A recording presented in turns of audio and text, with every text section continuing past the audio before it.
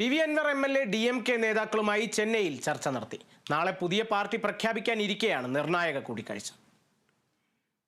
നാളെ മഞ്ചേരിയിൽ 1 ലക്ഷം പേരെ അണിനിരത്തി പുതിയ പാർട്ടി പ്രഖ്യാപിക്കുമെന്ന് നേരത്തെ പി.വി. അൻവർ വ്യക്തമാക്കിയിരുന്നു. സമാന ചിന്താഗതിക്കാരെ മുഴുവൻ ഒപ്പം കൂട്ടുമെന്നായിരുന്നു പ്രഖ്യാപനം. ഇതിനിടയിലാണ് അൻവർ ചെന്നൈയിലെത്തി DMK നേതാക്കളെ കണ്ടത്. സെന്തിൽ ബാലാജി അടക്കമുള്ള നേതാക്കളുമായി ചർച്ച നടത്തി. DMKയുമായി സഹകരിച്ച് പ്രവർത്തിക്കാൻ തയ്യാറാണെന്ന് അൻവർ അറിയിച്ചതായാണ് സൂചന.